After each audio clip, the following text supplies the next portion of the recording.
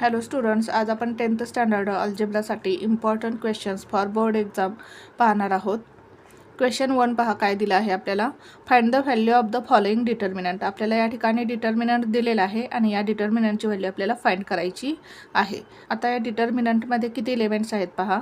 1 2 3 4 4 elements आहेत.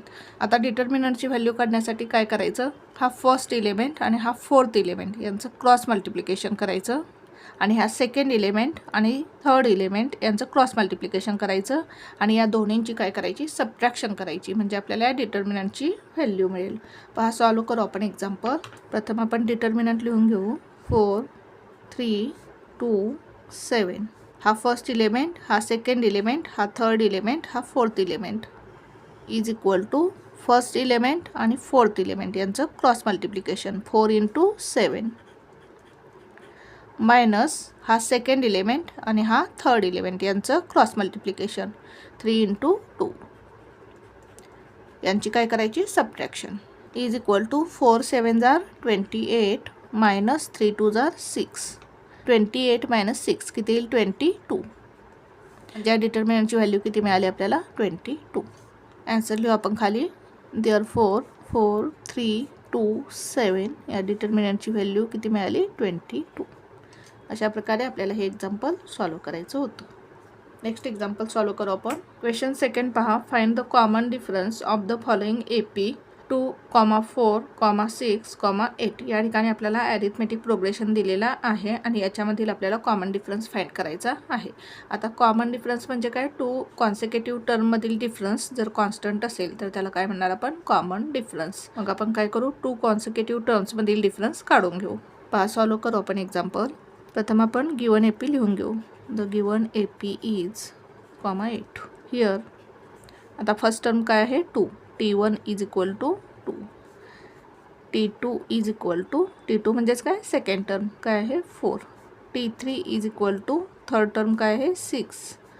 Fourth term T4 is equal to 8. आता आपल्याला कॉमन डिफरन्स फाइंड करायचा आहे. कॉमन डिफरन्स म्हणजेच D is equal to 2 consecutive टर्ममधील डिफरन्स म्हणजेच T2 minus T1 is equal to, T2 किती आहे पहा, 4 मायनस T1 किती आहे 2. 4 मायनस 2 2.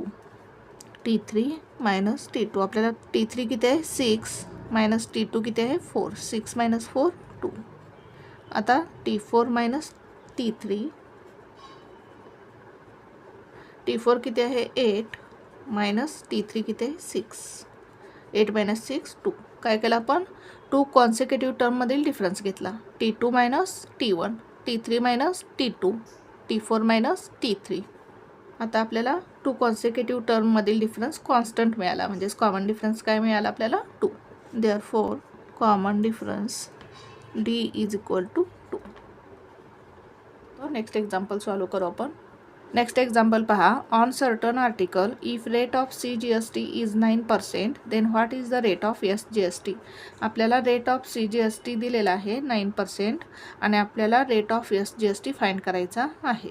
आपल्याला माहीत आहे की रेट ऑफ CGST आणि रेट ऑफ SGST इक्वल असतात. मग आपल्याला रेट ऑफ CGST 9% दिलेला आहे, म्हणजेच रेट ऑफ SGST पण किती असणार आहे, 9% असणार आहे. हा सॉल्व करू आपण example. We know that rate of CGST is equal to rate of SGST. Rate of CGST is equal to 9%. हे आपल्याला दिलेलं आहे. रिझन काय येईल, given. Therefore rate of SGST is equal to 9%. Rate of CGST आणि rate of SGST equal असतात. Rate of CGST आपल्याला दिलेला आहे 9%, म्हणजेच रेट ऑफ SGST पण किती असणार आहे, 9%. नेक्स्ट एक्झाम्पल सॉल्व करू आपण. क्वेश्चन फोर्थ पहा. If 1 coin is tossed right the sample space S. या ठिकाणी आपल्याला एक रँडम एक्सपेरिमेंट दिलेला आहे आणि त्याच्यासाठी आपल्याला सॅम्पल स्पेस लिहायचा आहे. काय दिलेलं आहे आपल्याला, रँडम एक्सपेरिमेंट. आपल्याला एक कॉइन टॉस करायचा आहे. आता सॅम्पल स्पेस म्हणजे काय, the set of all possible outcomes of the random experiment. आता हा कॉइन टॉस केल्यानंतर आपल्याला काय पॉसिबल आउटकम्स मिळणार आहेत ते आपल्याला सॅम्पल स्पेसमध्ये लिहायची आहेत. हा सॉल्व करू आपण एक्झाम्पल. प्रथम एक्सपेरिमेंट लिहून घेऊ आपण. If 1 coin is toss then sample space S is equal to sample space हा नेहमी कर्ली ब्रॅकेटमध्ये लिहायचा.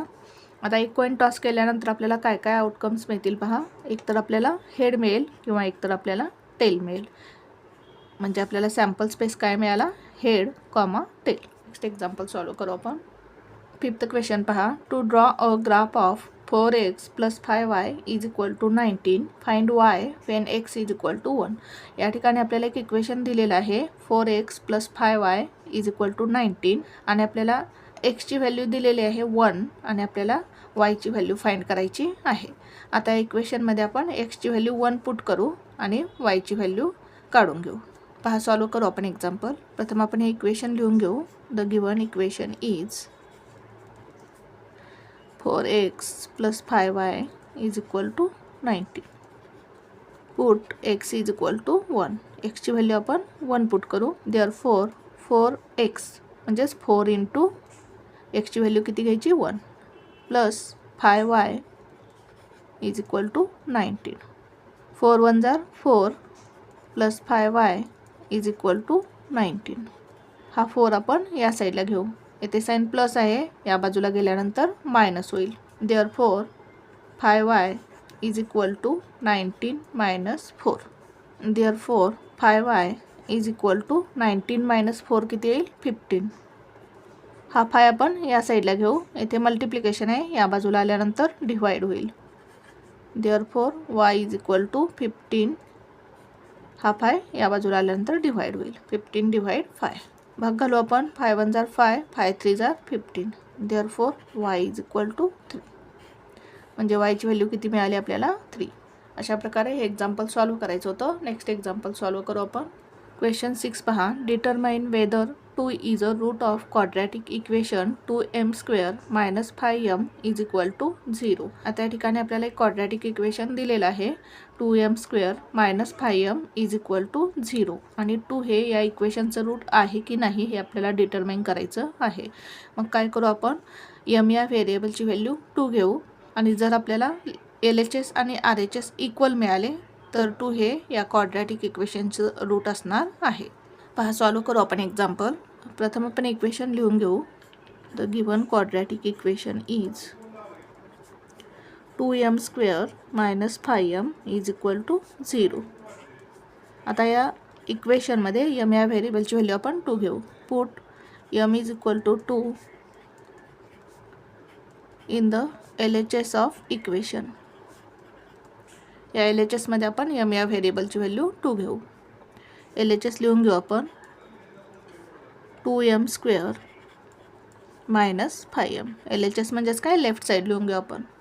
2 इंटू m². mची व्हॅल्यू किती आहे 2 म्हणजेच 2चा स्क्वेअर मायनस 5m. 5 इंटू mची व्हॅल्यू किती आहे 2 इज इक्वल टू 2 इंटू 2चा स्क्वेअर 4 मायनस 5 2 जार 10. 2 4 जार 8 मायनस 10. 8 मायनस 10 किती येईल -2. हे काय मिळालं आपल्याला LHS मिळालं. याला देऊ आपण इक्वेशन नंबर 1. आणि RHS काय आहे आपला RHS 0 आहे. RHS is equal to 0. याला देऊन आपण इक्वेशन नंबर 2. हा LHS -2 मिळाला. RHS 0 आहे. म्हणजेच LHS आणि RHS इक्वल नाहीत. Therefore LHS is not equal to RHS. म्हणजेच 2 हे या क्वाड्रॅटिक इक्वेशनचं रूट नाही. आन्सर लिहू आपण खाली. Therefore 2 is not a root of quadratic equation 2m² - 5m is equal to 0. म्हणजेच या क्वाड्रॅटिक इक्वेशनचं 2 हे रूट नाही. अशा प्रकारे आपल्याला हे एक्झाम्पल सॉल्व करायचं होतं. नेक्स्ट एक्झाम्पल सॉल्व करू आपण. क्वेश्चन 7 पहा. Write second and third term of an AP whose first term is 6 and common difference is -3. आता या ठिकाणी आपल्याला काय दिलेलं आहे पहा. ॲरिथमेटिक प्रोग्रेशनची फर्स्ट टर्म दिलेली आहे 6 आणि कॉमन डिफरन्स दिलेला आहे -3 आणि आपल्याला या ॲरिथमेटिक प्रोग्रेशनची सेकंड टर्म आणि थर्ड टर्म फाइंड करायची आहे. आता ॲरिथमेटिक प्रोग्रेशन म्हणजेच काय 2 कॉन्सिक्युटिव्ह टर्ममधील डिफरन्स काय असणार आहे इक्वल असणार आहे. म्हणजेच जर आपल्याला नेक्स्ट टर्म काढायची असेल तर आपण प्रिव्हियस टर्ममध्ये काय करणार कॉमन डिफरन्स ॲड करणार. पहा सॉल्व करू आपण एक्झाम्पल. प्रथम आपण गिवन लिहून घेऊ. फर्स्ट टर्म आपल्याला दिलेली आहे a इज इक्वल टू 6 आणि कॉमन डिफरन्स दिलेला आहे डी इज इक्वल टू -3. आता फर्स्ट टर्म काय असणार आहे, ए म्हणजेच काय फर्स्ट टर्म, म्हणजेच फर्स्ट टर्म काय असणार आहे 6. Therefore a is equal to T1 is equal to 6. आता आपल्याला सेकंड टर्म आणि थर्ड टर्म फाइंड करायचे आहे. प्रथम आपण सेकंड टर्म फाइंड करू. T2 इज इक्वल टू, आता आपल्याला जर T2 फाइंड करायचं असेल तर काय करावं लागेल, आपल्याला याच्या प्रिव्हियस टर्ममध्ये कॉमन डिफरन्स ॲड करावा लागेल. म्हणजेच T2च्या आधी काय असते T1मध्ये आपल्याला कॉमन डिफरन्स ॲड करावा लागेल. T1 किती आहे 6 प्लस कॉमन डिफरन्स किती आहे -3 is equal two plus minus काय होईल -6 - 3 इज इक्वल टू 3. म्हणजेच आपल्याला T2 म्हणजे सेकंड टर्म काय मिळाली 3. आता आपण T3 काढून घेऊ, म्हणजेच थर्ड टर्म. म्हणजेच थर्ड टर्म काढण्यासाठी आपल्याला सेकंड टर्ममध्ये कॉमन डिफरन्स ॲड करावा लागेल. T2 plus D. T2 किती मिळाला आपल्याला 3 प्लस कॉमन डिफरन्स किती आहे -3. कॉमन डिफरन्स -3 प्लस मायनस काय होईल मायनस, म्हणजेच 3 - 3. 3 - 3 किती 0. म्हणजे थर्ड टर्म T3 काय मिळाली आपल्याला 0. खाली आन्सर लिहू आपण. Therefore second term T2 is equal to 3 and third term T3 is equal to 0. अशा प्रकारे आपल्याला हे एक्झाम्पल सॉल्व करायचं होतं. नेक्स्ट एक्झाम्पल सॉल्व करू आपण. क्वेश्चन 8 पहा. 2 coins are toss simultaneously, write the sample space S. या ठिकाणी आपल्याला रँडम एक्सपेरिमेंट दिलेला आहे. 2 coins are toss simultaneously. 2 coins आपल्याला एकाच वेळी थ्रो करायचे आहेत. Write the sample space S. आणि यासाठी आपल्याला सॅम्पल स्पेस लिहायचा आहे. आता सॅम्पल स्पेस म्हणजेच काय, the set of all possible outcomes of the random experiment. आता 2 कॉइन्स एकाच वेळी थ्रो केल्यानंतर आपल्याला जी पॉसिबल आउटकम्स मिळणार आहेत ते आपल्याला सॅम्पल स्पेसमध्ये लिहायची आहेत. पहा सॉल्व करू आपण एक्झाम्पल. प्रथम आपण एक्सपेरिमेंट लिहून घेऊ. 2 coins are toss simultaneously, then sample space S is equal to, sample space आपल्याला नेहमी कर्ली ब्रॅकेटमध्ये लिहायचा आहे. आता 2 कॉइन्स आपण एकाच वेळी थ्रो केल्यानंतर आपल्याला काय काय पॉसिबल आउटकम्स मिळतील पहा. एक तर आपल्याला दोन्ही कॉइन्सवरती हेड मिळेल, किंवा आपल्याला दोन्ही कॉइन्सवरती टेल मिळू शकेल, किंवा आपल्याला पहिल्या कॉइनवरती हेड मिळेल आणि दुसऱ्या कॉइनवरती टेल मिळू शकेल, किंवा आपल्याला पहिल्या कॉइनवरती टेल मिळेल आणि दुसऱ्या कॉइनवरती हेड मिळू शकेल. म्हणजेच आपल्याला 4 पॉसिबल आउटकम्स मिळणार आहेत. म्हणजेच आपला सॅम्पल स्पेस काय येईल, head tail head tail and tail head. अशा प्रकारे आपल्याला हे एक्झाम्पल सॉल्व करायचं होतं. Thank you for watching this video. जर तुम्हाला व्हिडिओ आवडला असेल तर व्हिडिओला लाईक करा, कमेंट करा, शेअर करा आणि चॅनलला सबस्क्राईब करा.